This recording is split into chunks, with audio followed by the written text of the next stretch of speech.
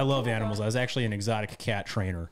No, you weren't. Yeah, I worked with servals and ocelots. I'm so excited because we are kind of in the thick of this. We just watched Chimp Crazy on HBO. Same producers as Tiger King. Okay. And it really has got a, what? Same director? Or? No. I was just saying, like, I was gesturing, like, so you get it. You understand what kind you of... know, kind of an eccentric cast of characters that own chimpanzees. You're like, okay, what's going on? Wow, they own them. Yeah, usually in their Own them, house, sell them. various degrees of cohabitating going on. Some are actually kept in cages. Some are like sleeping in the bed of their owners. And wow, it's like pretty intense. But yeah, it was, both of us were kind of scratching our heads of like, why do people get into exotic pet ownership? Yeah, so you were training them for what? Well, actually, I worked at a place called Temple Isis Oasis. Okay. That was before ISIS was known as the Islamic State of They kind of Iraq took that, and huh? Syria. Yeah, they really own it. ISIS is also like a Greek god or something. Yeah. ISIS. Yes, it was an Egyptian god. She's an Egyptian yeah. goddess. Yeah, like And Cleopatra was like Isis. That was like her. She claimed that god, I think. But yeah, ISIS just really owned that. You know, like branding. yeah, I wasn't there to really see what happened after 2011 or 2010 when that name kind of. Actually, that was the time that I was there, but it was right after I left that ISIS had been like, oh no, ISIS, like people being like, ISIS did it, that right. Before that it was, well, and it still is. I went there just recently, but it's like a nonprofit cat sanctuary. Well, it's actually a church, and for the Egyptian goddess Isis. Wow. In Oh, it is northern San Francisco. Yeah. Wow. Lot to unpack there. Yeah. So people go to worship ISIS and hang out with cats and watch them. Like, what were you training the cats to do? We were domesticating them. Okay. Well, and they had like other ones that we weren't domesticating that they just had around. Okay. And yeah, that was a real wild experience. I found out that some of it, I guess, was like illegal as far as that exotic stuff goes. Or I guess it was questionable where they got some of them, but they tried their best to take care of the animals. But yeah, I called myself like the warden there because I fed them and I worked with like the cats and emus and birds of all sorts. So it was a real fun experience. How did you fall into that, being a cat trainer? WWOOFing. Have you ever heard of WWOOFing? Yes. No. World Organization of Organic Farmers or something? That is correct. And you travel the world couch surfing to be a farmer. I considered it, but I didn't do it. It was a lot of fun. You don't know what you're going to get into. And I did that in 2012 because I thought the world was going to end. So I wrote this book called It's 2012, I'm Not Going to Get a Job. And Nice. I took off working on organic farms up and down the coast. And I came across Temple Isis. And I was like, that sounds cool. Wow. Yeah. So Amazing. this was, I was always thinking it was international, but they exist all over the U.S. too, these farms? Yeah, I guess international standards, they have higher standards for their organic farms because Yeah. I never went abroad farming, but I did go to California and Oregon and Colorado too. I think on some farms I checked out, and yeah, you don't know what you're gonna get. Like you sign up for the membership, $15 or $20, 25 now. I don't know what it is now. This was years ago, but you pay that, and then you get like a listing of all these organic farms, so you can like flip the page and like read where that like oh, this is a family horse stable for 5 generations, and they expect this, and it's like strict, or it's like you flip to a page and it's like, oh, I got a plot of land. Anybody want to help? And you pitch a tent and live out on I've heard that was kind of the complaint of it, is just how wildly different the stays are and the hosts are, and Like the bar for being a host is kind of low. or flexible, just kind of inconsistent. Yeah, I wonder if ISIS has a recruiting farm out on. Maybe that's how it started. Yeah. And it's all they got like tigers now in their fucking. That's scary. Yeah, up that's there. pretty in bad. their ISIS tigers arsenal. would be, it would be kind of cool. And like, what are you going to do? Shoot a tiger? You're like a Marine. And you're like, I don't want to shoot this fucking tiger. So when you say you're domesticating them, like, what does that mean? Is that like the equivalent of taking a horse and like breaking its spirit so it's easier to ride? I mean, No, it mostly just consisted of feeding the little ones and petting them and like taking the food away. handling them while you're feeding them, because when you feed the bigger ones that aren't domesticated, if you feed them, like, you can't go into the cage feeding them. They'll rip you apart. Their instincts are like to kill, to eat. Sure. So when they're hungry and then you give them food, they're going to attack something. Yeah, they're and it's wild. My first time there, they kind of fed me to the cats there, I guess, but I didn't really know what I was doing, and two of the other people there before me had like fought and then just left, and then nobody trained me, and like they were just like, oh, you have to feed them, and I was like, okay, and they're like, don't go into the cage, and I was like, what? And I was like, you're like, I've been going in the cage, dude. I've gone in the cage for weeks. No, but their demon growls at that point were enough to make me not want to, like. Yeah, I wouldn't. I didn't want to fucking feed no them. way. No, they make crazy noises. Yeah. I mean, regular cats are kind of intimidating. You ever wake up to a cat on your face? You're just like, oh, you're not gouging my eyeballs out, are you? Also, the beer's smiling at me. Do you see? 2 eyes and a little mouth down here. Oh yeah. Drink me.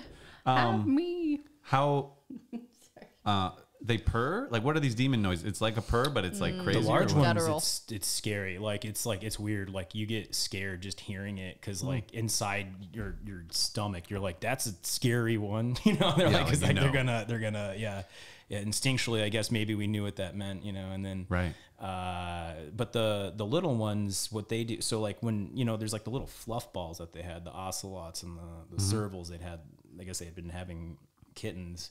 And so, you know, they're little adorable little fluff balls with like pointed ears.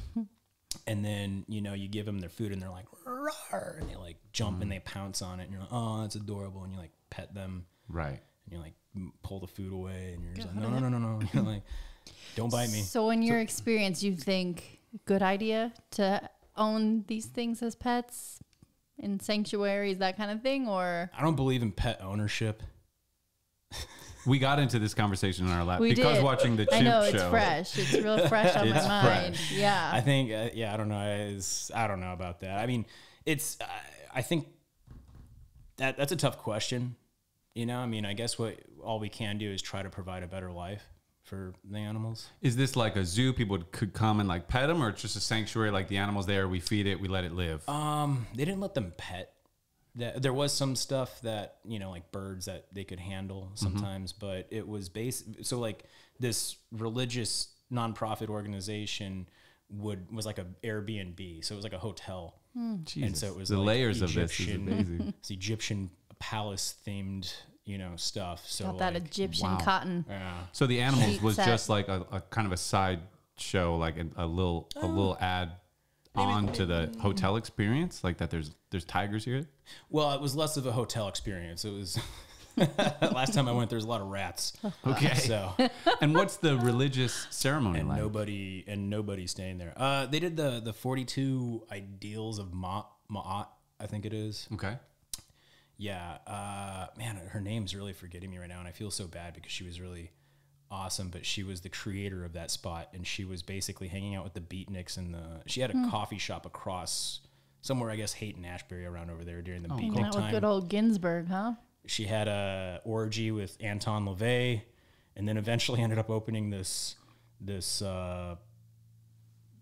Temple Isis Oasis. Wow. Yeah. This is like the kind of energy that like most Americans fear when they think of San Francisco and places like Portland, where I know you lived for a long time. Yeah, like and weird like hippie lady worshiping like Yeah, Egyptian like, gods I and feel- Called ISIS. Yeah. called It's ISIS just like, having yeah, tigers. Yeah. Yeah, I Yeah. can hear like the guns loading. You know? Yeah, It's just like pitchfork, like we gotta go. Yeah. How long were you there Where- for? About 7 months, 8 Wow. months. And you're yeah. living there. And your day is waking up. Taking care of the animals. I'd wake Taking up care at of the like animals. 6:30 or 7 and feed all the birds, and then I'd feed the cats, and then I'd feed the emus. I didn't like feeding the bugs, but sometimes I had to. There was like Madagascar cockroaches and a whole bug collection. Wow. What do the bugs eat? Like shit? Crickets and gel Other stuff. bugs. Yeah. Wow. Yeah. There was like centipedes they had, I think. Gross. Yeah. Amazing. You strike me as a guy who's lived sort of many lives. Yeah, I guess. Like just I in the get that short time vibe, we too. talked the other night, you're like, yeah, like, were you in jail or for something for like protesting or shit you were saying, or? Did you not go to jail for that? And you don't have to talk about that if you don't want to. I didn't think I told you, but that's a good guess. I feel like You said that. You said I was in jail and I got arrested for protesting, and I'm in this fucking jail. You know, I was drinking a lot that night. I usually don't drink that much. Anything you say tonight? You usually don't spill your deepest, darkest secrets to anything relative we talk about strangers? tonight, if you're like, can we cut that out? We're going to be happy to cut it out. So if you don't want to talk about you being in jail, we don't have to. No, yeah, I was arrested for protesting in Arizona. I went to I think what I was telling you was Sheriff Joe Arpaio. Yes, we were talking about the pink jumpsuits what it that was, he uses yeah. because he likes to psychologically like torture his inmates, and they found Right, that and then that the like beans- emasculates them. The beans that I don't normally spill. I was like, I was in his jail. So you wore the pink I jumpsuit? wore the pink. No, I didn't. Oh, you did? No, That's a I- shame, though. No. Yeah, I don't know. I wish I could have kept that. Really. Yeah, Maybe right? That would have been a. I mean, a souvenir. jumpsuit is Yeah, like- yeah. It's like it's a I power survived outfit. Sheriff Right. Joe's jail. You they could let do you your keep it. head banging in a pink jumpsuit. There's something to that. Sounds like Slipknot did it first. I bet, but I wonder. it wasn't Perhaps. pink. It was orange. But yeah, Yeah, he did. But the pink Okay. jumpsuit in Arizona kind of, it says something. It's like a protest in itself. Right, It's a reclaim statement. it. But so what was the So- protest you got arrested for? Let's see. It was ALEC, the American Legislative Exchange Council, Okay. the lobbying organ group. That basically it's where corporations meet with politicians and they pass. I mean, I don't know. A lot of our laws, pretty much all of our laws, are written by corporations, and the politicians just like approve it and Sign them. sign them. And so ALEC is where that meeting happens. And that was happening during Occupy Wall Street in 2011 on December 7th, I think it was, which is Pearl Harbor Day. Yeah, I was going to maybe. say a It's day like- that will live in infamy. Yeah, right. Yeah. Very yeah. Maybe I can't, honestly, I can't remember now. That was 2011. How long ago was that? Too long. Occupy? I don't remember. So were you also occupying Wall Street at the time? No, I was in Tucson. Okay, you were in I was Tucson. occupying Armory Park. And so the protest happened here, No, Phoenix. Phoenix. The state legislator? Or was, Right. Yeah, because you were in Maricopa We were County. in Scottsdale. Yeah. And what You don't about want to be in Maricopa County. It was. Or right, like that's where you were. Yeah. Remember we were talking about the little different. We're in Pima County here. Okay. Maricopa includes like Phoenix, and that's where, the prisons are like the state pen. I think are all up there, and it's just a little bit like more intense. And how does a protest turn to like people getting arrested? So it was interesting. It was outside like of a golf course resort, and there was an intersection. And what it started out as is they had done a nationwide, well, not a nationwide, but they did a call for people to meet here at ALEC because they were meeting in Arizona. And so people from Occupy Oakland, Occupy LA, Occupy Texas, I don't know, there was a bunch of people that all went to Scottsdale that day. And they started, it was early in the morning. Actually, you want to hear the funny story? How long is this going? Because I don't know. Plenty of time. We got nothing but time. Okay. So I actually was like, without admitting to a speeding ticket, I was late on my way. Or it wasn't a speeding ticket, but I was late going there from Tucson to Phoenix. Okay. And it was early in the morning, so it was like 7 a.m. rush hour traffic, right?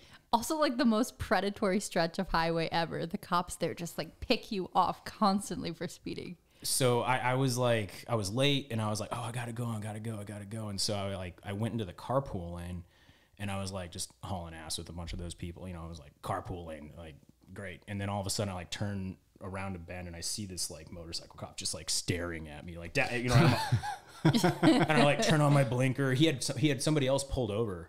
Okay. And he had I guess like when I rounded the corner, he had like just finished, and he was like down a distance, but he like, I could see him in his aviators, like, like just like, there's nobody else in your car. Like, and so I was like, and so I immediately get over like 3 or 4 lanes. Cause it's that massive 8-lane highway, right? When you get into Phoenix, and so, I switch over as fast as I can. I'm just praying. I'm just like, please, I don't need a ticket. Please. I don't want to get a ticket right now. No.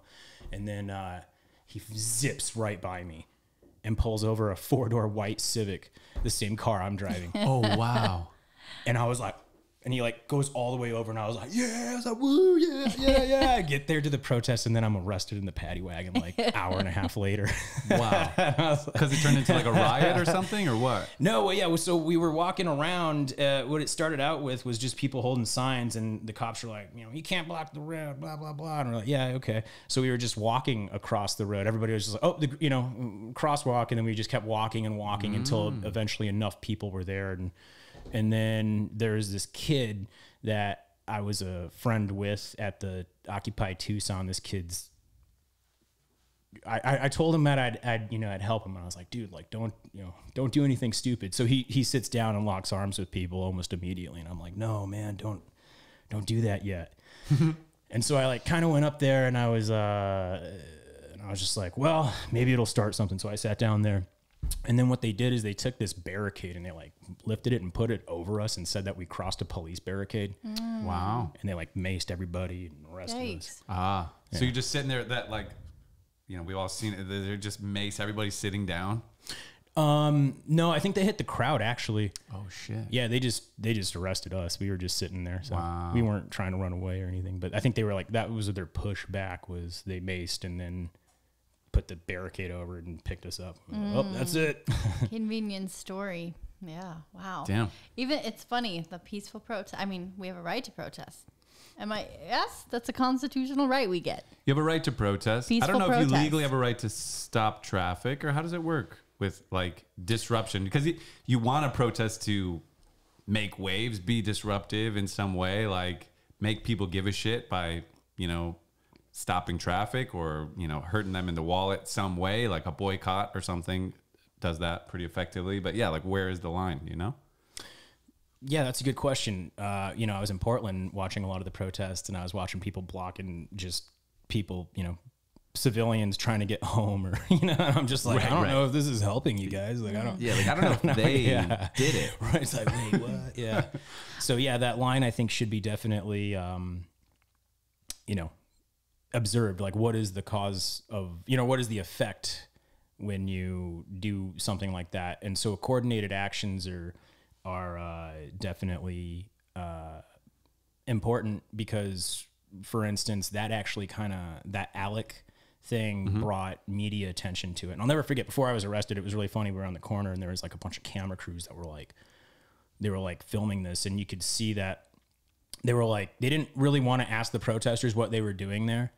But it was, I do PR and media. That's what I did at the Occupy Tucson. But when I saw them, I heard them talking. And then one of them was like, did you get the pass clearance for the press, for trying to get to the Alec? And I like laughed. I was like, do you know what this is? I was like, you know what this meeting is? You think you're going to get a camera in there?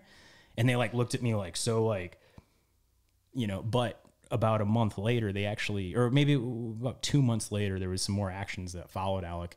It got such a negative response from people were like, what's Alec? They're like, oh, this is the lobbying firm. This is the legalized bribing. This is where they pass it all. This is where they meet and share the yachts. They're like, do their little meeting there. And so like enough people found out about it that they actually changed the name. But now it's Alex. I don't know what it changed its name to, but apparently there's Alec never quit. They just kind of like the majority of it, like they created a new meeting in that. But I mean, it did a little bit, But yeah, that line, it's like, where is it? It's like, I don't mind pissing off some rich people that are getting to a golf resort if it can bring enough attention to disrupt some of that. But where's the, what's that line? Yeah, what's that ethical line? Like your best would be to fuck with the actual people you're against. And if you can't get to them, you want to either hurt their wallet somehow, mess with what they do. And if you can't do that, you got to kind of make noise to like get awareness for what's going on. Like, I don't know what else you're supposed to do, like people, I don't know. People love to complain about like people sitting in the street, stopping traffic, but like, I don't know. I mean, or like something. All the violence that happened in the Black Lives Matter protests and, James Floyd, riots. Like George Floyd. Oh, God, thank you, James. Goddamn names. They just never come out right. Sorry, George Floyd. It's just, I think it's interesting that that's like so significant and like the part that rises to the top above everything for a lot of people. Like that's the takeaway. It's like, well, Well, yeah, and if you're trying to make noise, that means you want the media to capture it. But if anything bad happens, like the media is, what they're going to show might not be exactly what you even wanted to say there. You know, they might end up saying, "Oh yeah, look, these people are looting Target," versus like you're like, "No, I wasn't trying to loot Target." Yeah, like 2 people ended up looting Target, but 90 people were there for something else that should be talked about. Have you ever come across like, you know, you hear always about like agent provocateurs, you know, where it's like, this is a peaceful protest, and then some guy comes up and just starts smashing windows, and it's like, yeah, because if everyone's organized, they can get a lot done. But if we can kind of fragment this and create chaos, then actually we can shut this thing down and move on. Yeah, I've witnessed that a lot. Yeah, which is a smart strategy on part of the state. Well, it's I mean, a strategy that's been used time and time and time again. And I mean, back to COINTELPRO, which like in the 60s, I don't know if the counterintelligence operations that they did on all Martin Luther King and blackmailing him and making weird suicide letters and even killing Malcolm X, really. That's finally coming out. I mean, it's funny because like all this is really like I've always known the government did it. And actually, this is another real point. The Martin Luther King family actually took to court the Memphis police and said that they conspired with the American government and military to kill Martin Luther King, and in a jury that was proven. Wow. And we don't even, and the biggest slap in the face is that it's a federal holiday. So it's like the government, but you know, now they're like, oh, Martin Luther King is like, wait, who killed him? You know, who killed him? What does the Martin Luther King family say about that? You know? And so, but it's the provocateurs. I side shifted there. Yeah, I witnessed that firsthand. I actually put on a rally, and we had a infiltrator on the who was trying to help organize with us, and it was really obvious and really funny because it's actually annoying because they're getting paid probably 6 digits to hang out with a bunch of crust punk kids trying to put a little march against Trump or whatever we did, refuse fascism. I forgot how I got drawn into that. Wow.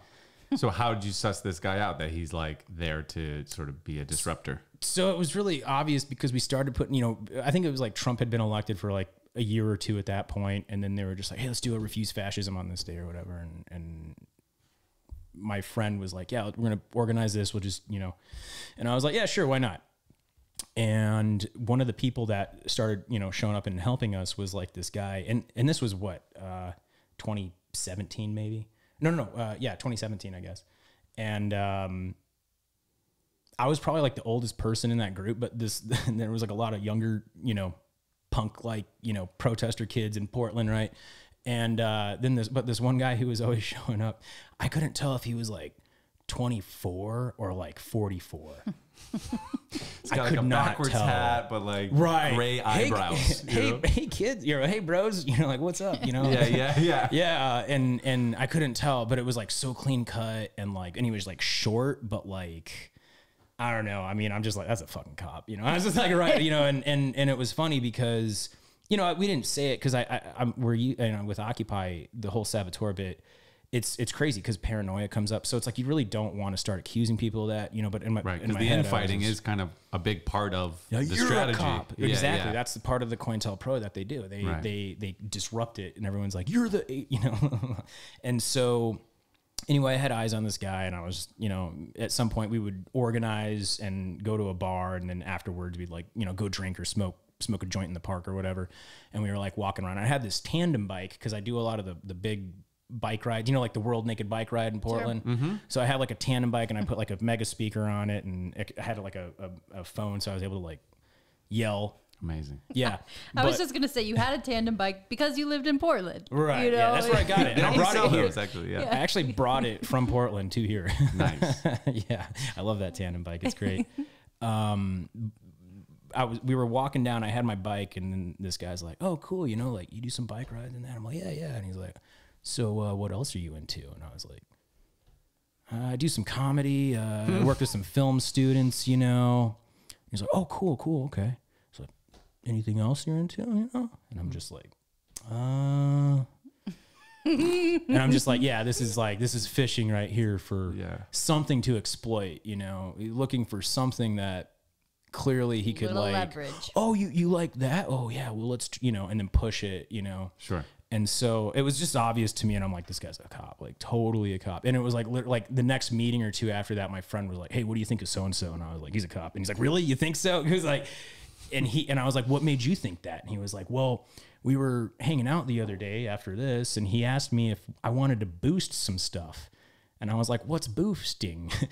What's boosting stuff? He's like, yeah. He's like, we're going to steal stuff and then sell it on this new app. I think it's Boost or whatever. And then we're going to take the money to print a giant banner. And my friend's like, yeah, no, you know, like, let's not. But wow. That was the guy. And so it just pisses me off because there's probably some guy getting paid 6 digits a year to do that. Sure. And I mean, also, what's upsetting, like, be better at that. If that's your one job, like, can't you not be so obvious? You know, like, this is your job. And I feel like narcs are always so obvious. Like, everybody knows it's a narc. And it's like, this is your job. You got to be better at this, you know? You know, and I really hate saying it, but you know, all those, like, attempted foiled plots by, like, anarchist or people here in America where, you know, there's like the 3 kids in Ohio, I think it was, they were going to blow up a bridge, and it's like, it ends up that it was just the FBI that was like leading them along to do it. And then they're like, oh, okay. And then they're like, oh yeah, this is all fake. You know, you're under arrest now. And the FBI, and they do that countless times. They've done that multiple times. They did it to a guy in Portland, actually. He was a Muslim guy, a black Muslim guy. They were like, oh, let's go blow up that Christmas tree. And he's like, yeah. And then they're arrested, you know? And so it's like time and time and time again that happens. And, oh no, I forgot the point that I was bringing up. It's okay. Provocateurs, narcs, being obvious. Oh yeah. The obvious part. That's the thing. Yeah. It's, I hate to say it, but it seems like all those people, all those attempted foiled plots, like if you look at those 3 kids, those anarchists, it's like, man, they look dumb as doorknobs, you know? And it's like that black guy had mental illness. And it's like, well, yeah, it's pretty obvious. And then the people that fall for it, you know, they're, you know, what do you think the point is? That it just makes the left look irrational and ill-equipped to govern? Like, I don't understand what the point of using resources in that way would be. Well, I think their official narrative is that they're trying to keep criminals off the street or whatever. Or they're like, oh, this is somebody who's going to blow up a bridge, you know? And it's like, meanwhile, there was somebody there being like, we could blow up the bridge. You got these things. And they're like, you're right, you know? So entrapment. But I mean, I'm not a lawyer, but the purpose is multiple fronts for sure. Besides what they say, which is distraction. You know, it's a lot of, you know, like, whoa, you know, like it creates fear. We're afraid of that. You don't want to be a part of that. And it's like, why would they do that? And what they've done is they've kind of, you know, manufactured consent. Those aren't my words, but they're manufacturing us into a state of docile compliance. And so I feel like if they can take those extremes and be like, oh, like that's bad, you know, just vote. That'll help. It stops people from feeding homeless people because they're getting tickets and arrested, and it stops people from partaking in, you know, if a group, you know, if my refuse fascism protest had, I don't know, whatever this guy would have pushed it to, it could have backfired really bad. But I think I think what they're doing is it's a form of control in the grand scheme of things, because it creates the fear of other people, which pushes the narrative that, you know, don't do that. Right. Don't like rebel. It's like the civil rights movement, or like the 60s, like hippie movement, was kind of a problem. Like, this is a counterculture. They're protesting the war in Vietnam. Like, we want the war in Vietnam to not be protested all the time. So we need to go in there and we need to make normal America afraid of all these fucking hippies. And like, that's why, what's that book about Charlie Manson being like brought up through the CIA? Right. We were just talking about it also in Florida. But in any case, like, the book lays out how Charles Manson was like brought up by the CIA and sort of trained to like manipulate people, and like killing Sharon Tate and everything was kind of like the end of the like flower era, you know? Like, now these hippies are scary. It's bad. They're going to come. They're going to kill you. They killed a baby. Like, right. And this is all acid and they're weed on drugs. and it's like, it's all bad. So it's like, it's the most effective way to bring down sort of the counterculture, which is a threat to the establishment, without having to fight it or shoot it. Because if you just go shoot a bunch of hippies, that doesn't work. Right. They're People getting go, more oh, wow, support. the state is evil. The hippies are good. So you make the hippies evil. Or you make Black Lives Matter protests. Oh, wow, these are dangerous people out here protesting for Black Lives Matter. Black Lives Matter is a violent protest. These people are bad. Look, they're looting Target. They're destroying cities. Like, right. But a lot of that is like cops Smoke or and mirrors. people going in there, kind of getting that going, and like, let's riot. And then people, mob mentality. Like people do end real. up. It turns a corner where it's like, now we're rioting. Let's fucking riot. Yeah, unstoppable at a certain point. Yeah. So it's like kind of creating dissent within. I would say. Yeah, that's. Talk to me about Antifa. Because I'm like, what is Antifa? Is this a real thing? Antifa. Like, it feels like that was a buzzword that was floating around everywhere for a long time as kind of the root of the problem of like the far left. But as far as I know, like, is it a real thing? Is it an organization or just a philosophy? Are you in Antifa? The police are outside, by the way.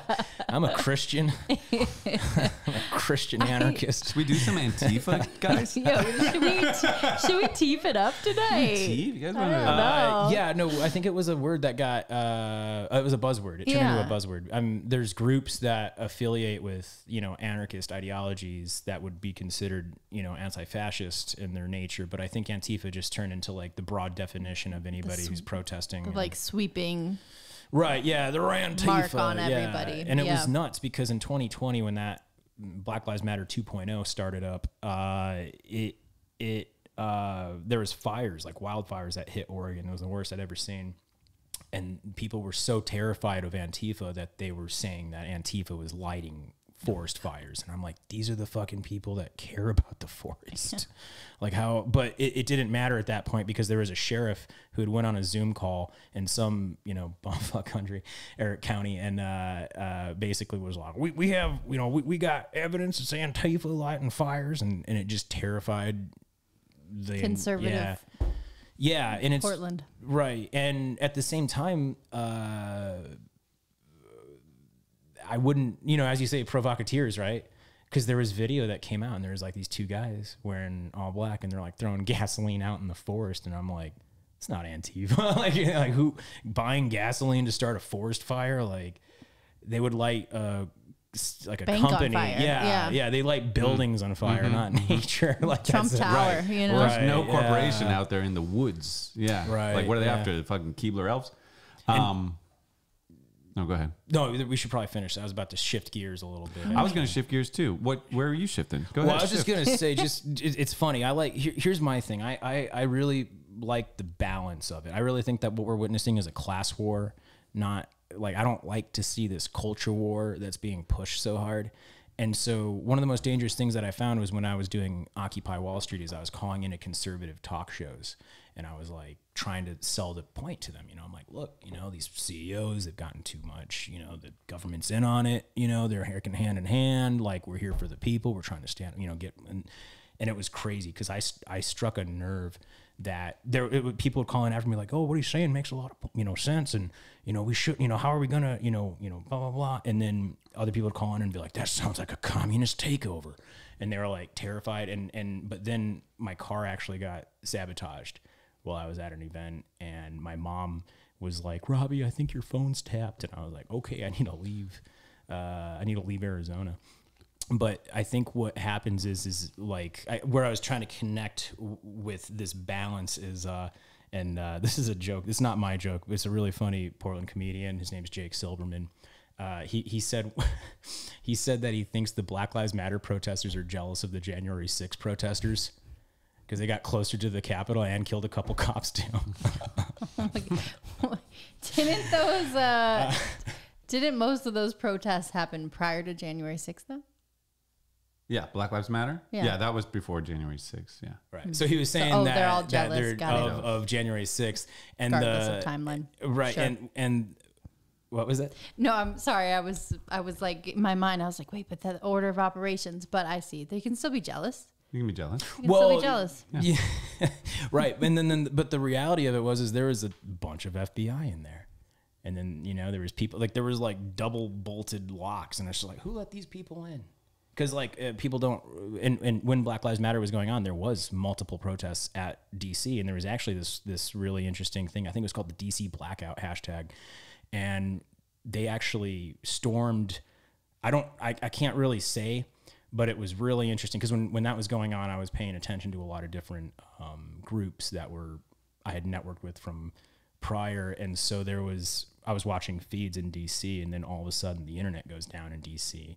And all these like Twitter responses come up with the same thing. When there's like a bunch of the same comment, and there was all these people that was like, oh, the hashtag DC blackout isn't real. And I was like, what DC blackout? And I was like looking, and there was, from what I heard, somebody had gotten a shot on the, like, trying to get into they had like went over, I don't know if it wasn't the White House, but it was the congressional building, where the same exact spot where the January 6th was. And they didn't. I mean, they set that down right away. It's like because they didn't let them anywhere near. They got into the first like security spot, and then they lit up live rounds right away. And so then you watch January 6th, and you're like, why? They're just like waving them in. Who did that? So wild to me. Who did that? Right. It's like, I know these people that are so deeply offended by protests at like a random city block and cities around, and then they just are willing to make excuses for how January 6th wasn't that bad. It always blows my mind. I've literally heard people say that it wasn't as big of a deal, and it was just like people peacefully protesting the same way. And I'm like, no. But we say the same thing about a Black Lives Matter protest. We're like, those are agent provocateurs. Like, that wasn't even what was happening there.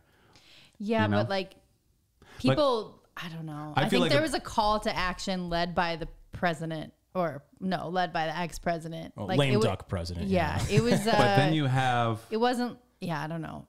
But you don't think that might have also been encouraged by like the police and the FBI the same way riots for Black Lives Matter was encouraged? Perhaps. Because I think they genuinely participate. I mean, right? Yeah. Like Trump just got endorsed by the like fraternal police. Like maybe they were just. I don't know. Well, I don't know how it got to be the way it was. I'm not like at all like, I don't like to sound like I'm a leftist, like full on. I definitely believe in that ideology, but again with that class war stuff, it's just like, well, if these people were thinking they're just protesting and they're exercising their First Amendment right and stuff, and then somebody's like, oh hey, go crawl that fence and get into there. Like, I just see a bunch of dumb people being misled. And who opened those double vaulted doors? That, I mean, like, how that's the person that almost let America get taken over. And that's where, if you focus at the inner workings of it, like Chris Hedges, I don't know if you've ever heard of him. They identify the power structures that we're in, and it hints, always hints at a deeper thing. Like George Soros. Like, I'm not saying he's the one, that they're putting pallets of bricks out there and all that, but in a lot of people's eyes, he did the Maidan revolution, the color revolution in Ukraine, and a lot of other stuff where they create disorder, they create chaos, they create everything, and on both sides, what you have is just the people that are victim to this machine. Yeah, what I was gonna say, I think like the part of that sowing dissent and creating infighting, like on a grander scale, is like keeping Republicans and Democrats against one another. And like, I don't care who's winning as long as they're fighting. It's like, I make this analogy, but like two gladiators fighting each other, and that's like fight to the death. Like, it's you or me. But if they just stopped and like looked at the fucking emperor, be like, maybe we should just kill him, and like, that's us just like fighting each other. But like, we agree on a lot. And like, especially like that Alex stuff, like, yeah. Depending, as long as you say, "Hey, I'm a conservative, and I'm just calling in to say like we shouldn't let corporations like make our laws," the conservative radio host is gonna be like, "Yeah." But if you say like, right, "I'm a liberal, and like we shouldn't let corporations make our laws, they'd be like, shut the fuck up. You know, just Damn like, hippie. yeah, you goddamn communist. You know, Right, like yeah. we all agree Smell on you these from here. principles, but like keeping us against each other is a massive benefit to No doubt. whoever's actually kind of really in charge. Which brings me to Donald Trump. He's interesting because I don't like him. In some ways, I fear him becoming a dictator, whether that's rational or not, time will tell. But to a lot of people, he's like this fascist sort of icon. But to a lot of people, he's also like against the state. He's against the CIA. The FBI hates him. The CIA hates him. So where, as far as you're seeing, and maybe I'm wrong, I don't know, but like, where do you see Donald Trump fitting into this? Is he the state, or is he against the state? I mean, yeah, it's funny. It's just, you know, this is my view now, right? You know, it's who's Sure. ever gonna, how will we ever know what really, you know, these people do? But no, I mean, I'm going to list off. So here's where this is really funny, because everything I'm about to say is completely factual. I mean, anybody should look this up, because again, you know, if you look at like who opened those doors on January 6th, if you look at Donald Trump in 2010 was a Democrat. He was for universal health care. He was for abortion. He almost endorsed Hillary Clinton to run for office in 2016. There's this really interesting interview where he, in 2012, after it was like in 2011, and they were interviewing Donald Trump, and he was like, oh, she's a great woman, you know, and they're like, oh, would you support her to run for president? And he was like, well, I don't want to get myself into trouble. That's what he says in this interview back then. And it's really interesting to me because everybody has this mindset. We've been kind of told what to think about people. And so I feel like everyone's like, oh, Donald Trump's such a narcissist. He's full of himself. And he just says whatever he wants. But it's like, but you look at this interview and he's like, oh, I don't want to get myself into trouble with who I'm endorsing. But she's a great woman and I love her a lot. You know, well, I hope she's well. And it's just like Donald Trump, this guy who supposedly says whatever he wants. He's afraid of getting in trouble with who about that. And I'd love to show you that you know, so he was, and the other thing too is that Bill Clinton actually told Donald Trump when to run for office. There's this amazing article on Politico. It was reported on two different things, Politico and some other AP outlet. And it was confirmed that Donald Trump, if you type in Donald Trump and Bill Clinton talked politics, there's an article in 2015 and weeks before Donald Trump launched his bid for office, Bill Clinton was talking with him. And Bill Clinton was, and this is from the article, encouraging his efforts. He wanted him to play a larger role in the Republican Party. And so, and this was in 2015. And the thing is like, as me as a rational person, I'm like, okay, so if they're friends, they're talking politics, and he did that. At what point did he become mortal nemesis, enemy of Clinton? Because I mean, if Bill Clinton was like, "Hey, you should play a larger role," like at what? You're also why would missing Bill- the most famous quote he had of like, if he was going to run for office, he'd run on the Republican ticket because they're were dumb all and they dumb believe everything. And they believe everything. Do you know how hard that was for them to scrub from the internet because people had saved the little clippings from that? Yeah. But Bill Clinton wanted Trump to be a Republican. So No. He wanted Donald him to Trump play already a bigger was a role, Republican, but he wanted him to play a bigger role in the Republican Party. and that was in literally about 2 weeks after that phone call, he launched his bid for president, So that's Bill Clinton saying, run for office run for office as a Republican. as a Republican. So and did he ever turn against Donald Trump, or was that all his plan to have well, it's interesting Donald Trump because in the Republican Party and doing what he does? it's a lot of people when I remind Democrats and Republicans, or I tell them about that was real, that happened, you know, he asked him to play a larger part in the role, you know, people on both sides. It's the one thing that Democrats and Republicans can agree on is, oh, well, Donald Trump just does, you know, he just was trying to, you know, he was trying to, what is it? The Clintons, the theory goes is that the Clintons wanted the Pied Piper. That was the Pied Piper theory of Donald Trump, is that they asked him to run because they thought he was going to like not get the nomination and ruin the Republican Party. Okay. Jokes on them. Yeah. Well, On if you all own of both us. candidates, then it doesn't matter who wins. Right. And so this is the world that I see, you know, like I'm like, at what point did they become enemies? They've never, you know, the family, if you look at it, there's a lot of interesting tweets. People were attacking Ivanka Trump and Chelsea Clinton comes out on Twitter and she's like, these relentless attacks on the Trump family is not right and blah, blah, blah. And she's defending Trump's kids. And I'm like, these people are in that, like, they get out here, they throw shit at each other and they go back and they're like, you know, and drink their fancy fucking shit. It's wrestling. Like, it's professional wrestling. I mean, Trump was a Hollywood elite actor. Like, aren't these the pedophiles that these people are terrified of? Sure.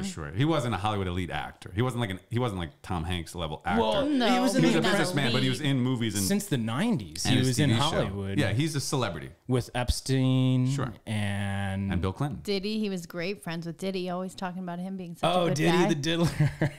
Sorry. Damn. Yeah, I mean, So how do you feel like, what is the point? Like, are you a guy that's like, I still go out and vote, or you're like, what difference does it make? Because both of these people are just the same. I think mutual aid is the best thing people can do for one another. In times of crises, there's always a group of activists, and Tucson has a large group where we get food, we gather donations, and we help people. Mm-hmm. That's where I think that's my faith and hope in humanity, not in that. Voting, I guess, you know, I mean, I vote third party. I vote third party, and it's like, you know, and it's funny because I took politics so serious from such a young age. When I was 10 years old, I was volunteering at the Democratic National headquarters, not headquarters, but whatever their building is here in Tucson. No, here in Tucson. But I campaigned for Alu Grijalva. And, you know, this is before I could even vote. And I was like, Democrats, you know, and I was like, I remember watching, because I was 10 years old, I watched the George Bush Al Gore election. And so my mom was like trying to, you know, my parents were like, oh, it's democracy, you know, like voting and all that, right? Like people who vote, you know, that's how they win. And then I was watching that election. And I'm like, wait, what? I was like, popular vote didn't win? I was like, what's the electoral college? You know, when I was 10 years old, you know? And so from that, learning how that goes, working with the Democratic Party, seeing them rig their own elections and kick out candidates that they don't like, I realized that the Democratic Party is just, they're like, what they love like is RFK, they love. like the lack of time and energy the Democratic Party put in. And Bernie had all the momentum, and Bernie just got kind of washed out How could I forget Bernie? to make room for Hillary Clinton.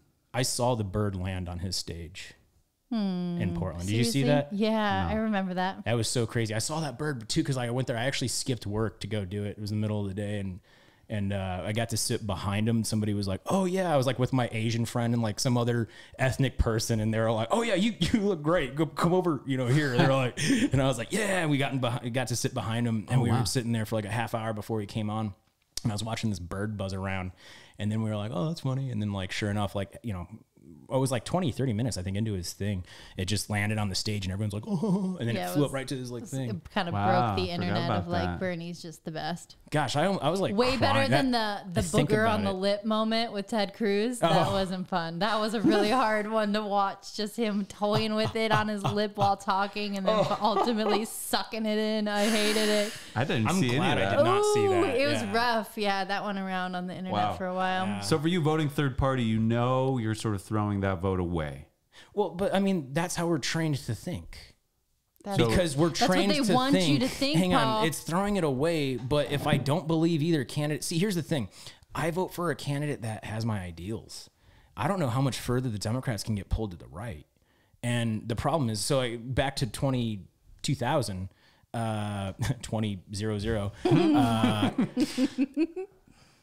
I remember, you know, my mom was like, "Oh, well, Ralph Nader ran, and so all those votes would have went to the Democrats." And it's like, Right. no, that's not true. Ralph Nader, you know, I see what he was doing. He is a critical element in that because I think if there's any leverage that you're going to get with the Democratic Party, it's going to be threatening your vote, right? So if everyone's just like, well, we got to vote for the lesser of two evils, they forget that voting for the lesser of two evils got us here. Mm-hmm. And then there's also this false mentality that somehow, some way, if we just elect them now, then we can build and organize and do it. And it's not how it works. That's not how politics work. You can't vote for somebody and then expect them to change. you have to make them work for your vote. It's like you don't marry someone expecting them to change. You just gotta be ready. They're staying the same. No, I'm just kidding. So I don't think it's throwing it away. You know, I think it's actually more eating away making at a that stand. bi-party system over years and years. Hopefully that third party gets a chance to grow. You know, and I hate to say it, but if Democrats had something more to, if they fought for something, I don't see them fighting for anything. I see them compromising. If they could be as organized as the right was about fucking stopping abortion, we'd be like, I mean, wow. Yeah. I mean, that was what, decades since Roe v. Wade. They've been strategically planning. Well, and this is another to upend it. This is another thing that the Democrats do is they campaign on these issues, and they're great. One of my favorite things is they're great at walking and going nowhere. And so there's a quote. It's not mine. It was the liberal uses the radical's language to achieve the conservative's aim.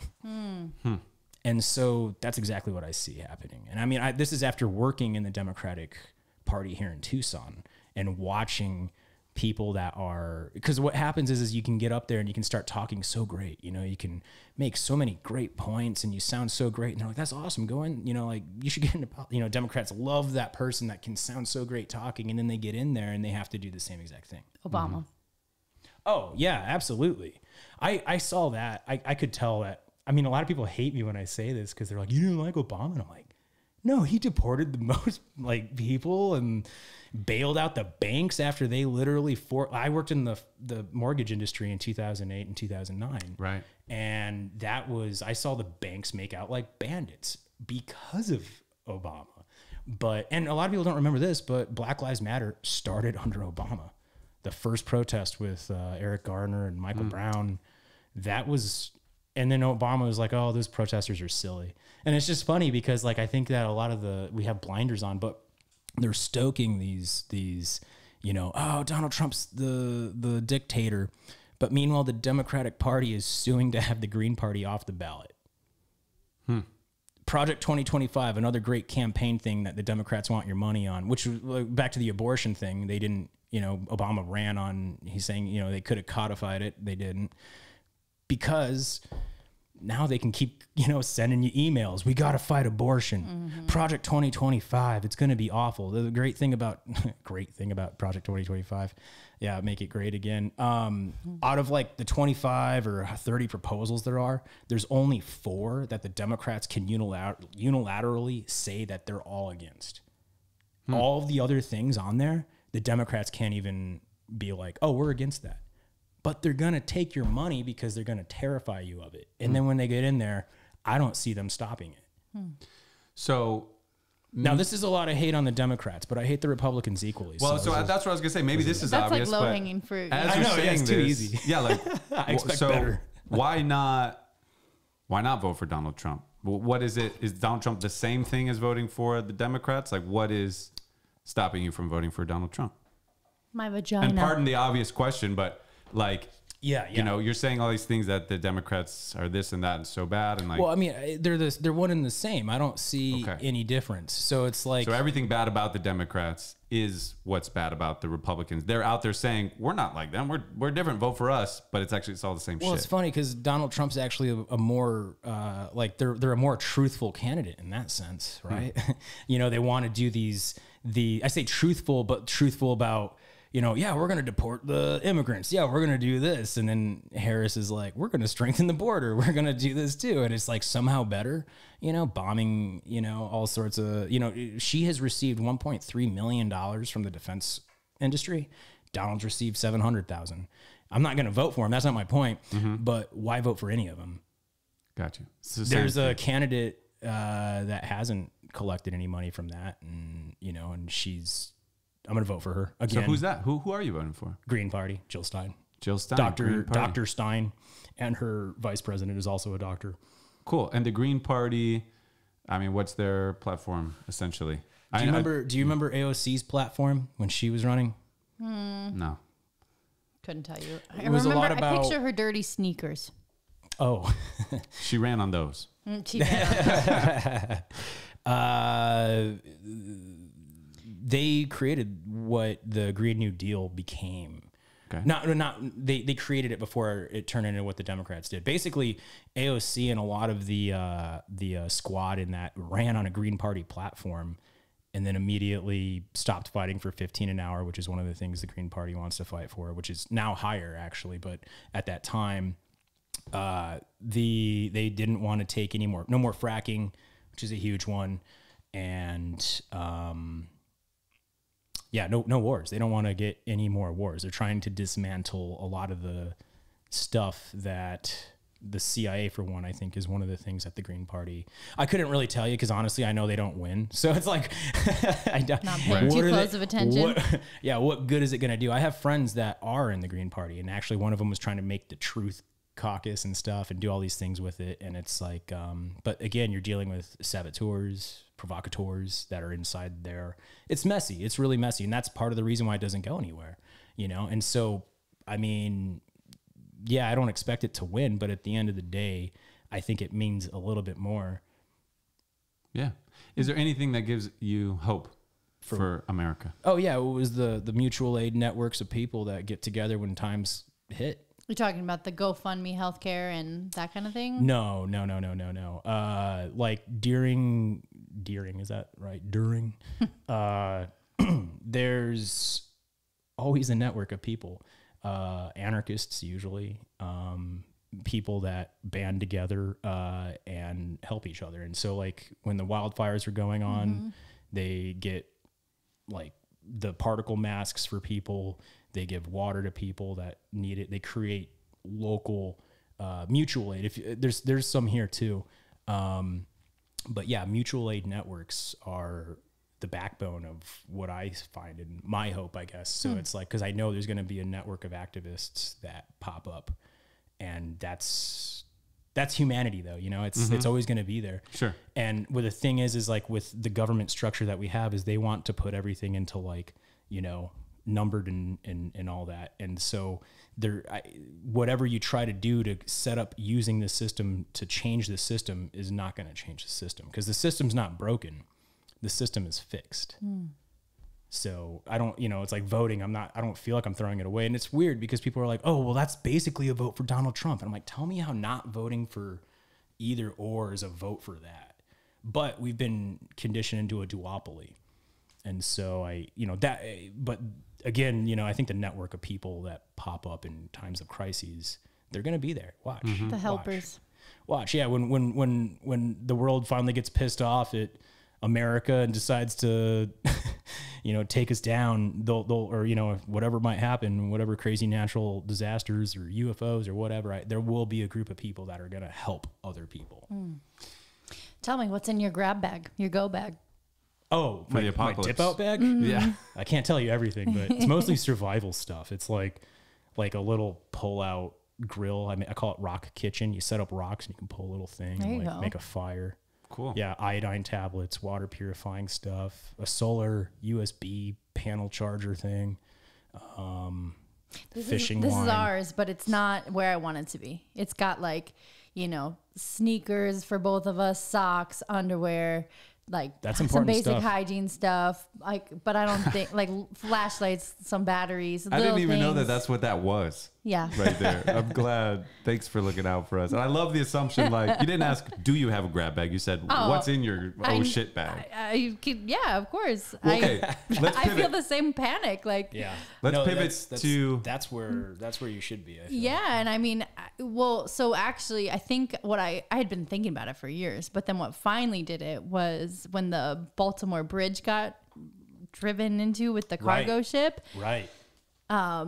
And my sister, I remember she lives out in Brooklyn, and her daughter, she was working in Manhattan that day, and her daughter was at school in Brooklyn. And she's like, what would I do if I was on in a different borough? What would I do? Like, how would I get back to my kid? And she was rightfully stressed out about that. And I just was like, oh my God, I got to get it. We were still in LA at that time. And I'm like feeling earthquakes left and right. And like, you just don't know. Yeah. Where it's coming from, like people, environment, whatever. But I know, I'm sorry, it's so hot in here. Yeah. Oh, that's okay. That's okay. It's this I was AC just thinking, I should so turn on the fucking loud. fucking- It's Fuck it. rough. At this point, if you're still listening, welcome to the AC Yeah, noise. it's rough in here. But okay, Sorry, I was trying to pivot, but then you had great points to make. Oh yeah. But I'd love to talk to you about aliens. Oh, and your shirt. Yeah, the aliens. Let's talk about aliens. But yes. Can Please. I finish up one Yes. thing? Yes, please. And I don't want to stoke more fear, right? But being paranoid sometimes, being paranoid isn't always bad. Being cautious is better than being paranoid. Being prepared, right? Like, what harm does it do in the trunk of our car if we keep it? Yeah. Or, you know, it's fine. Half America, or 40% of America is terrified of Trump winning. The other 40% is terrified of Harris winning. Mm-hmm. And what I find is that we're screwed either way. Whoever wins, the other side is going to be so pissed. Yeah. They're either going to in that that's what I see happening. And what they've done is it's weird because 2016 was a turning point for politics. Everybody got riled up. Before that, it was people didn't really pay attention. Obama was made a lot of Republicans mad. Trump made a lot of liberals mad. And so this constant snake weaving left, right. We're going farther kind of every time, it feels like, too. And so this pendulum is now at this breaking point. And it feels like it. Right. We talk about that a lot. Paul talks about that exact thing all the time, the pendulum of, Right. Yeah. So that's my fear with the vote either way. So it's whether Trump wins or whether Harris wins, it's not going to be good after that. It's going to get worse either way. Either the Republicans are going to get all mad and be more January 6th stuff, or it's the Democrats are going to start trying to impeach or whatever. And it's going to, there's so many varieties of stuff that could happen. And both are absolutely in the way of actually getting business handled. Well, the opposite of progress, Congress. You got these good sayings. What was the other one? It's not broken, it's fixed. Yeah, that one Was that resonated you? with me too. That's fucking good. That was good. No, yeah. That was not me. I wish I could. It was some older gentleman who I was like, the system's not broken. It's made this way, and he's like, the system's not broken. It's fixed. And I was like, damn. Yeah, that's man. good. That's Yeah, clever. yeah. Right. That's fucking good. Yeah. But I am praying for the aliens. Yeah, I mean, Take is that me a to big your enough leader. a big enough thing that would shake everything up so much that maybe it gets us to a better place? Well, no, that's interesting because back in the conspiracy world, right? Let's go. Ronald Reagan said that it may take, at the UN multiple times, he said it may take an outer worldly threat to unite the world. Mm-hmm. And so the theorists go oh yeah, that's them, doing the predictive programming and getting us ready for basically what, we're on the verge of what could be World War III. And now, oh no, now there's another worldly threat. Humanity has to, unite. But And why would they so- want humanity to unite? Well, there's a multitude of reasons. One could be the one world government that they're trying to instill and put everybody on the same market system, because I think that's kind of the big thing is the markets are realizing now. I mean, the BRICS is happening. You have the G8 or the G12 or whatever they do with the governing. They determine the price of everything. The Council on Foreign Relations, all these trilateral trade communication, all these groups, I think they kind of are. I mean, because they're fighting for control half the time. There's this. Man, I'm shifting gears so quick. Sorry, Cynthia McKinney. You're doing good. Yeah, Cynthia McKinney is. She was a U.S. Congresswoman. I think she was an independent, and she won.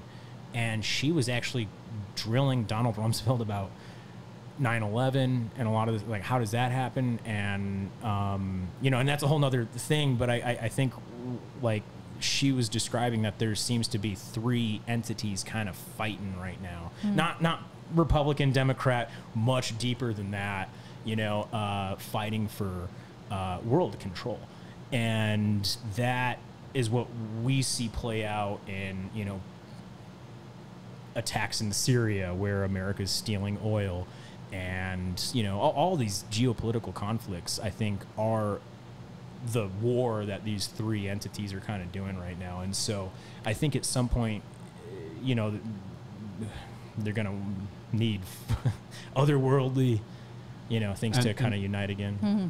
So what are those three entities? Or would it be U.S. and Europe, and then China, and then when you follow the money, you find it's all and we look at Russia as an adversary because it is, But then when you look deeper into it, you'll find that the sanctions, they're targeting the billionaire class of Russia mostly. And the same, and so what you have, and then there's Russians in America and they don't get hit. So it's like, this whole, I guess I would be like a double agent kind of a situation where, I mean, what's on the news, I guess, and this is just, I'm making this up, I'm theorizing this, but there was like a Christian pastor who was in China who got arrested, and he just got released after like 20 years. And I'm like, oh, he was just a pastor, And they're like, who was this guy? Why was he there? What's going on? Right. And I'm not defending China. It's another evil dictatorship. But what I see though on the world front is you have America, which is like 1984. Brave New World. I'm sorry. Aldous Huxley. Have you ever read? I've heard about it, but yeah, no. I think we were supposed to read that in high school. Oh, another I've one. never read the books in high school. I didn't read it in high school either, but I did outside of high school. But it's a What did I just utopian read? future. What was the one that I read? 1984. 1984 is that's George very Orwell. Similar. That's very Yeah. similar, But though. that's more dystopian. Right. Right? Well- Isn't Brave New World kind of like optimistic? Or no? See, but that's America, right? That's what I was gonna. It's the same form of a government control. You have classes of people. There's the alpha, the betas, I don't know, or whatever the deltas. There was like classes of people, and the different classes of people that there were, they had to do their thing in society. And so, but it was like they were drugging them up, and then they were like making, and they didn't. I don't know. They did a lot of weird things. They did a lot of dictatorship, but the difference was that the people chose it. We were like, we like this distraction. This is good. We're comfortable with this. And so, what I see is like you have China or North Korea, and then you have, like America or the United Kingdom. And what you have is Brave New World, where the people are willfully choosing this ignorance and we're happy in our little comfortable spots. Or you have like the other side, which is like 1984 and a lot more strict. So, but,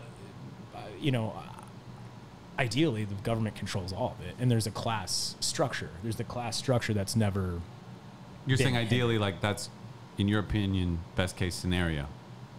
I forgot the question was, sorry.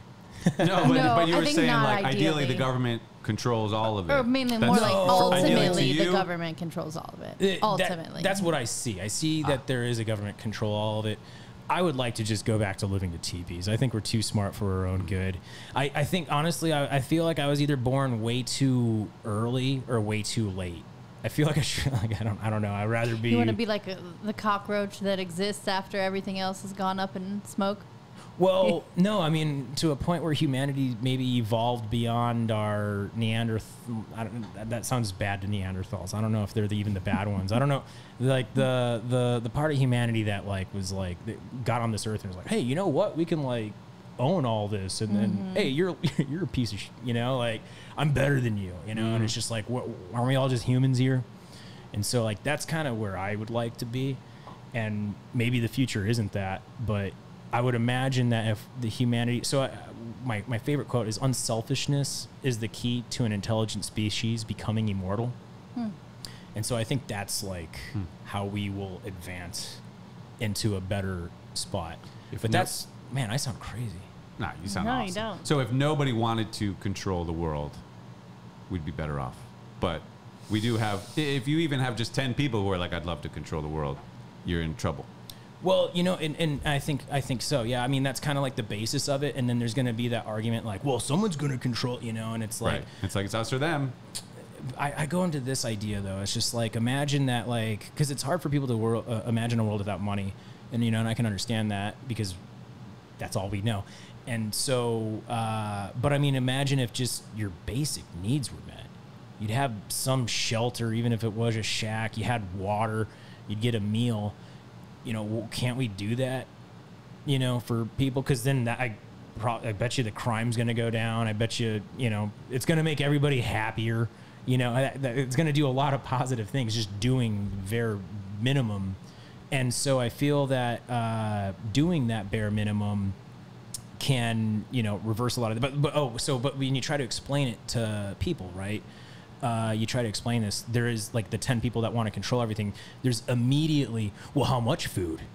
there's that response. How much food are they getting? Are they taking away my meat? Is it more? Yeah, exactly. Is it more food than what I can? Are they eating more meat than I can? Than I have? And that's that greed. It's just like, are they hungry? Like I don't. Or like it's such a deeply rooted scarcity complex. It or is. mindset. Yeah. Well, and it is deeply rooted. I mean, that's what capitalism thrives on. Yeah. But it's scarcity. Yes, but our DNA is built into that. Like if you ever read the book *Sapiens*. Oh, I've heard so much about it. I listened to it. I didn't read it, but it's fascinating. But it goes through a lot of things. But essentially, we were all just like 20-person tribes, and then that's scattered everywhere. And over time, power just consolidates. Like it just like there will be one world government eventually. Like that's the trend, and it's just kind of this unfortunate human nature. I used to think, actually, it's funny because like the theorizing world, right? I learned at a really young age what the Freemasons were doing, or not what they're doing. Yeah, you told us you tried to join the Freemasons. Yeah, the as a Demoulet. teenager. Yeah. Yeah. And so like at an early age, I was like, what's this group about? But for a while, I was actually thinking, I was like, what if they're doing it, for the benefit, for the better, all this horrible, evil stuff. What if they're actually trying to make like, because what was it? It was Agenda 20 or Agenda 30? Man, I forget. So before Project 2025, the conservatives had Agenda 2040 or whatever, 2030. But it was like the UN had an assembly and they were trying to eradicate poverty, get rid of like pollution and all that. And so like the conservatives were terrified and they're like, that's the one world government. And I was reading this and I was like, man, that sounds amazing. I was like, can they eradicate poverty? Can they stop the pollution of the planet and all this? And like now that it's coming out, I'm like, no, they can't. That was just like kind of like a pipe dream that they had want. But at the same time, they're trying to do these executive things to enforce it. And it's like, I don't see it as being good now because the people that are doing it are the ones with the power right now and the money. And they're the ones that are like, oh, well, give us a little more and we can finally fix it. This time they'll do it. This time. Yeah. Right. They'll prioritize it for real. Right. And so I see it going down that path. So I don't really know if the one world government would be something I would support. But I mean, I don't think I don't support it either. Yeah. I just think it is inevitable. Like that's true. Just zooming out of the world. Right. We consolidate power, and it just there's less countries now than there were 100 years ago, and 100 years before that there were even more. And the farther you go back, the more individual like states. It used to be just like city states all through Europe. Then it's like Greece, the country, Italy, Capitals, the country. Yeah, right. Nation states. Yeah, nation states. Right. And then it just then there's like the EU, and then there's it like power just consolidates, and it just kind of is. I don't think power corrupts. I will say that. I don't think power corrupts. You know how they say power corrupts, absolute power absolutely corrupts? Yeah. I think people who are corrupted, who are corruptible, are attracted to power. Fair enough. And so I feel like the people that are always running, or doing that, it's like this such an egotistical thing. And, here, I love this. I used to always rant about this, but you know how you can take money out of your politics? You take the name and the face off the ballot. If you're voting ideals, how can you spend money on a campaign? And imagine, it's like you go to a thing and it's basically just like a questionnaire. You're like, how do you think this should be? How do you think that should be done? How do you think this should be done? And then there's a candidate and then you match it up and it's like, oh, that person was going to do that, and then immediately you have all that bullshit, all these signs, all the money. And it's like, and it's funny too, because I used to explain it to a lot of people. A lot of people are like come from conservative or liberal households, and they don't really pay attention to politics, and they're like, why? I live in a family with Republicans, so we vote Republican, and it's just like, well, what are your ideals? So that's how I feel you could take money out of politics. But is that ever going to happen? It's like, no.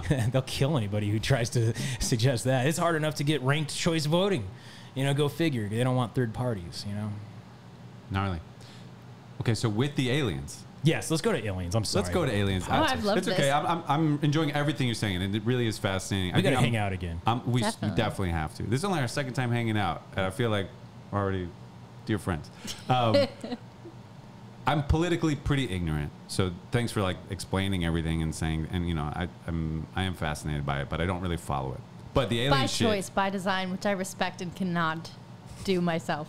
yeah. I mean, It's it's hard to easy turn to on say the like news, this is you know, my it's Zen so approach, hard. but it's also laziness. But aliens, I'm fucking into it. Yeah, when yeah. you know, when there were these congressional hearings and shit, and I listened to the when those people are on like Joe Rogan or the guy got Jeremy Corbell. Corbell, yeah. Jeremy Corbell, I've listened to him on a number of podcasts. And anyway, what do you think is going on between the Tic Tac and what people are seeing and what people are saying? If you had your best guess, what's happening? Well, I mean, there's so many fronts, but like the Tic Tac video, as it is, TikTok video. Well, the Tic Tac probably was on Chinese air TikTok. balloon, Chinese weather balloons or whatever, and then UFOs too at the same time. I think this was just okay. So like on the one front, it's kind of like how they're doing disclosure. You know, they admitted there's like, oh yeah, we have a UFO crash retrieval program. You know, that's reverse engineering. Oh, but not really. And then they're like letting it out in such a way, so slowly. Mm-hmm. But we didn't find remains, you know. Yeah, just No, but they said like, Warming you yeah, up. and they're saying Warming this it stuff up. to people who are like, yeah, okay. Like nobody's going like, what? Right. Like, and that's Yeah. what they're trying to kind of keep it Yeah. slow feed. And it's weird. They were doing there was a lot of congressional hearings at like 1 a.m., at like 2 a.m., and they were doing these UFO hearings. I don't know what to think about all of that, but from what, but I mean, my opinion, I guess, is that, there is that, they're releasing this slowly. Other governments are actually telling their citizens a lot sooner.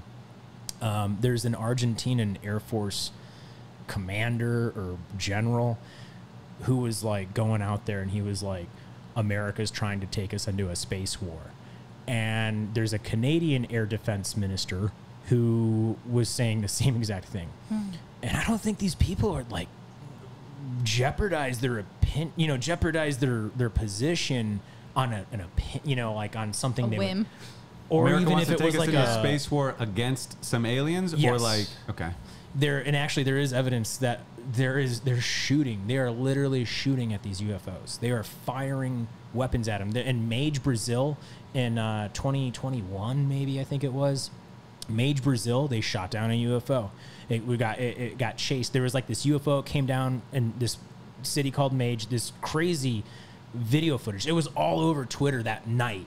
That one night, it was all over, like multiple. It was like hovering. I can't even explain it. It was insane. I'm getting goosebumps because I was like watching it happen live, or not live, but I mean, people were posting Twitter videos, and I was like, oh my god! And then they were taking it down left and right, and it's hard to find these videos now. But they shot down a UFO right outside of a missile defense factory. Yeah, and so it seems like there in the United States military. The United States gives loads of money to multiple military bases so we can use them. And so almost immediately after that crashed UFO, there was like this USA plane that was flying to Mage, Brazil. But it seems like they are stopping something from contacting us.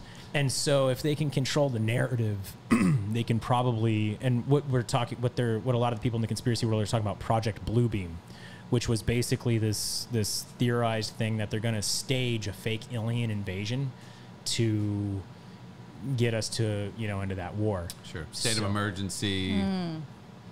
Like you can do a lot in a state of emergency, especially an alien invasion. Right. Yeah. Everybody's going to, freak But out. Here's where I have trouble with all of this. Let's say it's aliens, right? Because some people are like, maybe it's other dimensions, maybe it's China, whatever. Let's say it is aliens. If it is, the aliens have been here for a long time, maybe 100 years. Like there's reports, or at least since the 60s or something. So like, where has the threat been? It's not like an alien just showed up yesterday and that's the first time anyone's ever seen a UFO. So like, oh fuck. It feels like if the aliens wanted us dead, why haven't they attacked us yet? And like, what are they waiting for? I don't think they are attacking us. You don't think they are, but do you think they Right. are planning to? Do you think they want to? No, I think they're trying to help us. So have you heard of like the type 1 civilization, type Yep. 2, type 3, right? We're not even type 1 yet. Yeah, we're like type 0.7 Zero. or something. Yeah, almost there. Yeah. So I feel like unselfishness is the key to an intelligent race becoming immortal. Humanity's about to like, just destroy our own habit, kill us all off and do all that. And so I think that there might be these rules where it's just like you're not supposed, Star Trek rules or whatever, where it's like they're just watching to see if we're going to make it. Now, is there outer influence? I don't know.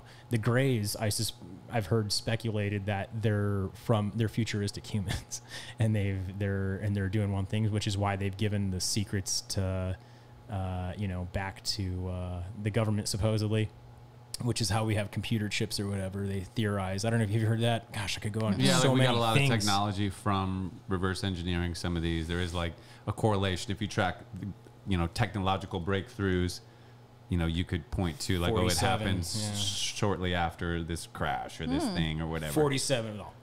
There was a, Yeah.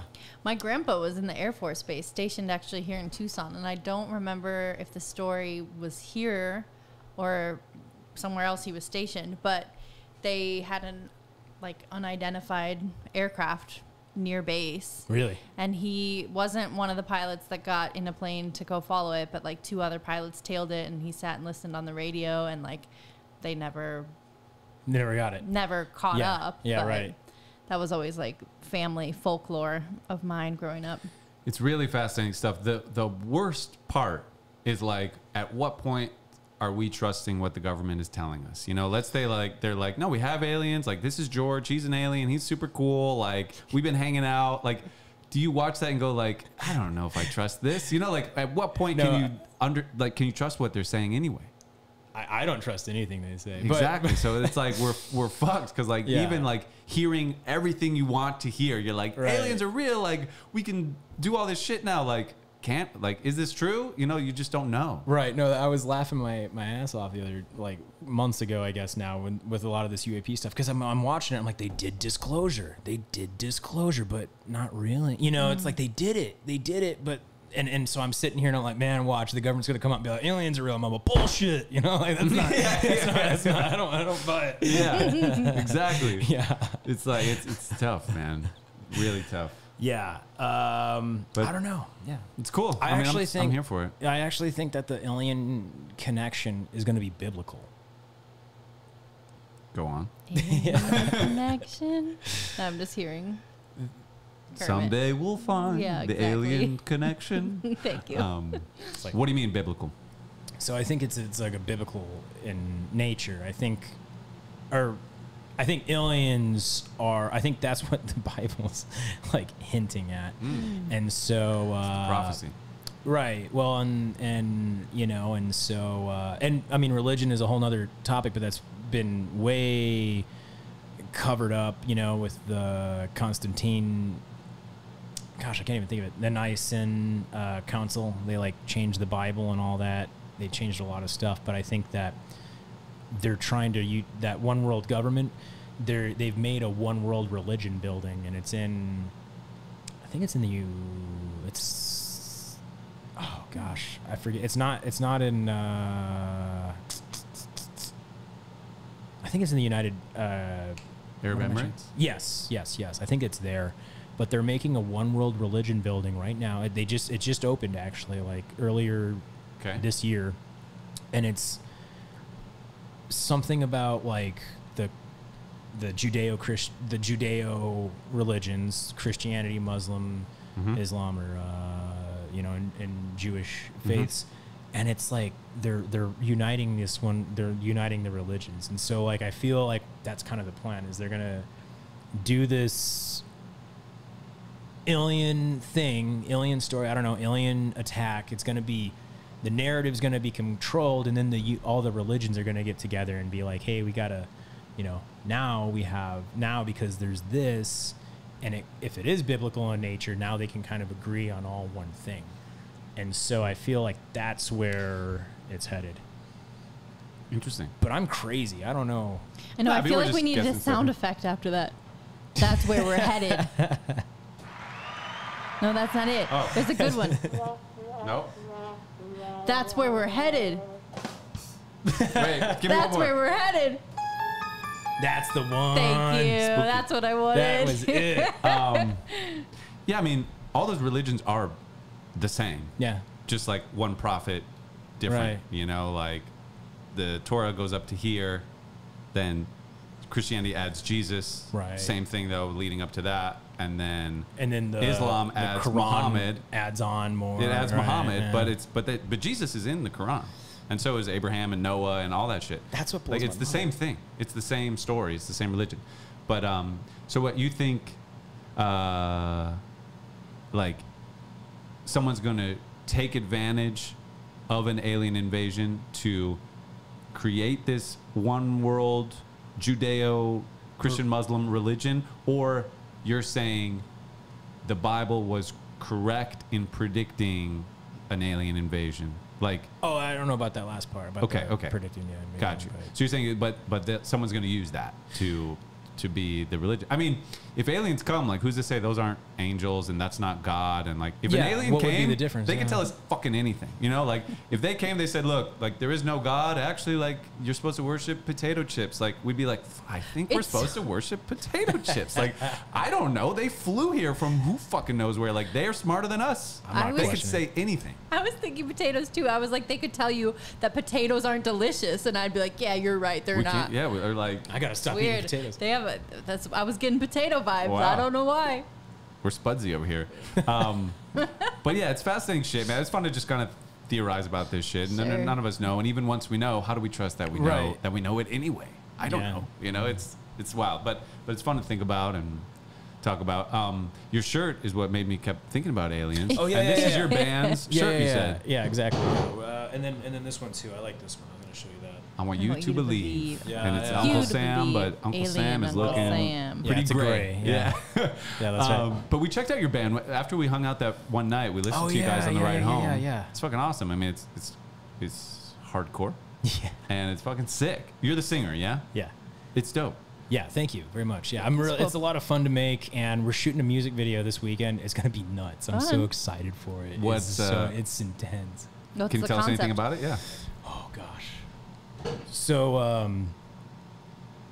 this stuff, like, I don't know the legalities of all of it. So like, I would say wait till it's. I don't know. Maybe Great. for a second. I'm gonna tell you it though because it's Sure, so much fun. please. Okay. So I This won't come out for like a couple weeks, this episode. Okay. Okay. Well, that'd be fine then because I'm gonna be looking for a new job soon. Oh, yeah. This might get me fired actually. Nice. So Right, yeah, this okay. might actually really get me fired. So if you have any leads on a good job, I'm Going to be looking. right. But I am an Amazon delivery driver for a company called High Q Logistics. And I'm going to be, so there's a song called the Peruvian Face Peelers on hoverboards. And it's a true story. There's a Peruvian village. Yes. There's a Peruvian village being terrorized by these people on hoverboards. And the people were peeling their faces. They would like, I actually killed remember them. hearing something about They would this. skin well, them. yeah, it was insane. It was crazy. The government did nothing about it. And UFOologists, they were like, what? They were like, it piqued their interest. So people who are investigating UFOs, not government people, but like people that I like to listen to, I guess, they went out to Peru and they started giving them like night vision cameras, and they were like, and one of the guys was like, give him a rifle and like how to shoot him. And what the story is, there's actually a picture of it. This little girl that took a picture of the guy. He's on a hoverboard. It's nuts. It's like, What year did this happen? 3 years ago. What? 2 years ago. I remember did I seeing not stuff hear on about TikTok this? because you're not on Yeah. TikTok. I heard it on Coast to Coast. Actually, I think that I was driving cross country and I was like, oh yeah, Coast I'd to already Coast heard about it. Radio? Like, Right? Yeah. okay. The late night Yeah. conspiracy Isn't that alien like Art Bell? stuff. But he's not around anymore? Oh right, yeah. Is that Coast to Coast? I think that Art Bell? that name it's ringing a Don't bell. ask me. I don't know. Anyway. was bad. Okay, All so So your video is like sort of within that. yeah, there's these Peruvian face peelers. Oh well, I'll wrap up the story. I make everything so long. It's okay. The story, what they thought they were aliens, but it actually ended up being they're a mining security force. So basically, there's like a Brazilian mining company. They have a security force that apparently they have this crazy technology where people can ride on hoverboards, and they're terrorizing this Peruvian village because they're trying to buy that land. They're trying to like get it so they can like mine it. It's like a Scooby-Doo fucking episode. So I wrote a song about it. Cool. And it's Peruvian face peelers on hoverboards. Amazing. And the name of the band, 30 Seconds Till Mars Attacks. Yeah. Awesome. Great band name. I love it. And so in the video, one day I got chased by a dog, and I had this brilliant idea that my neighbor gave me this mask, and it's like a pug mask. It's but it's like not just a normal. It's like a pretty nice, like a expensive pug mask. And so, and I was looking for somebody on like a hoverboard, you know, like the 2-wheel ones or whatever, but I couldn't find anybody with that. But I did have a friend that has the 1-wheel one. Yeah. So he's gonna wear that pug mask and basically like chase me in the Amazon van. Cool. And yeah, while I'm at work delivering packages, and my friend, we got it set up. Like I have to like, we're doing everything on the one. It's crazy at my work. I'm going to request, like, I'm going to be like, oh, the phone doesn't work. I'm going to like jump into the van where the camera doesn't work. And like, I got everything like planned out. Wow. I grabbed extra vests. So anyway, yeah, I'm going to like jump into the van, and it's going to like peel out, and like, he's going to like chase me down. And my friends are going to drive next to me in the van, and I'll be like singing along to the thing, you know? Mm-hmm. And then we're going to ride my tandem bike. There's going to be 3 of us on my tandem bike, and he's going to chase us on that. Sick. And then we're going to be into an elevator, which it's like in a parking garage where there's like a security thing. So we have like 5 minutes to do it before they come. But we're going to load all the band stuff into the elevator, and then like ride it once or twice up and down, and like play the song and get shots. And then like the Peruvian face peeler is going to like jump into the elevator at the end. Cool. And then I'm going to wake up, and like the pug's going to be looking, like a real pug is going to be looking at me. Oh, nice. Like, what? I love that. Yeah, I'm so excited for this music video. Fun. It's going to be. If you do get fired, you should like, you know, make a video kind of behind the scenes about the story. Like, I got fired making this video should be like the title of a YouTube video that you do, you know, like the behind the scenes of it. That would probably get more like views than the music video.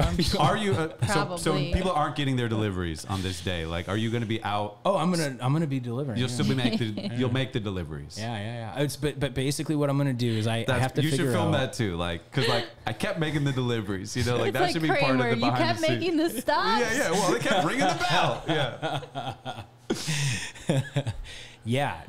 Basically on that day, I'm hoping that I get this typical route that I get, and I know the streets, I know where like the dirt is that I'm gonna peel out, but I might not get that, and then I'm gonna have like I'll have a few hours basically before I take my lunch break, and I'm gonna have to explain to my friends who are elsewhere. I'm gonna be, okay, come on this street, come down here, try to scope out a spot. I'm gonna turn the corner, and so I'm gonna do it, and like I'll be on the clock, and then we're gonna get a couple shots, and then I'm gonna immediately go on my lunch. I'm gonna disconnect the phone from the van because I'm gonna peel out and do all this stuff that'll set off all the sensors, which that's the dangerous part. But I'm gonna try to get into the van that doesn't have a camera. I've been watching Van 26 for a while.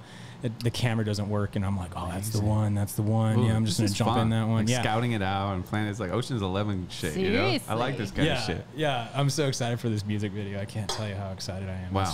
Well, we can't wait to see it. And dude, thanks for coming over and doing the show. Oh, thank you. That was fucking awesome. Yeah. Sorry for the heat. Yeah. My gosh. I thought it'd be so cool. And I had that thing going all day, and it's nighttime now. But it fucking got hot in here. It did get hot. Really quick, yeah. But really quick. I love sweat lodges. It's great. Okay, I work in an Amazon van. It's like literally, it's like an oven. You can pee in that cup if you have to. You know, if you want to be comfortable, just like at work. However, you need to do it. Are they known for doing that? Amazon drivers are. Yeah, they're Those known vans, for like not being allowed to take breaks and getting docked for bathroom breaks, so they pee in plastic jugs. Gnarly. I peed in a plastic jug just because I didn't want to pull over on the highway. By choice. This is sort of by necessity. That's your own. It's more fun by choice. Yeah. I drive in a van that smells like piss sometimes. Yeah, that's horrible. Yeah. Damn. Yeah, it's awful. Somebody was peeing in the vans, and they had to like. Yikes. Yeah, it was awful. Yeah. Because what's the penalty if you take breaks? You don't get 40 hours if you don't complete your round. your route and all that. Yeah. So, but Well, they keep you marching along, don't they? yeah. Fuckers. They got us. Yeah. No, you should really. You know what? It's really. I got a whole like set about my Amazon job, and it's really good. So we'll have to do that sometime. I know. Fuck yeah. I want to hear you again. I was such a. So that's where we met at the little. What was it called? Oh, the screening room. Yeah. Open mic night. Which, kudos to you. So fun.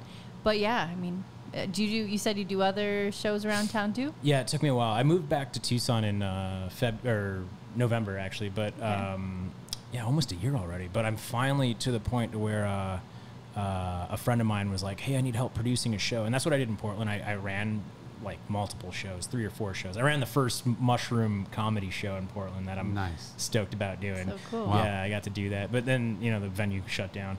Not because of the mushrooms, but just, It was Antifa. Yeah. Could be. I'd believe it, yeah. Could have been. Yeah. I think, Javi was an Antifa, the owner. It's Antifas. No, but, so I'm at the point where I'm going to be probably doing, like, producing a show soon. Cool. So I'll be able to, like, do comedy now instead of just I love that. 3 minutes there or whatever, 4 minutes, yeah. Awesome. Well, dude. definitely keep us posted. Yeah, you were cracking us up. Like Christine laughed more at you than I was anybody, like crying. for sure. Yeah, it was funny. Super funny. It was a good time, man. Oh, thank you. All You right. felt very natural up there, at ease. It was great. Anything to promote? Not that anybody's probably still watching, but we don't get a ton of views on these anyway. But they're so fun. I fucking love doing this. No, this really was great. And, we should definitely be hanging out again. I'd love to see what. Love to see. You didn't go to the screening room yesterday. No, I forgot about it, dude. I didn't go. Let me know. Let me know when you're out. Yeah, I'll text Hit you. hit some mics, I'll be out of town next week, but maybe the week after that. So Sounds yeah. good. Yeah. All right, Robbie Rob. Thank you, sir. Yes. Appreciate you. Thanks for Christina. coming. Thank you. Good night, everybody.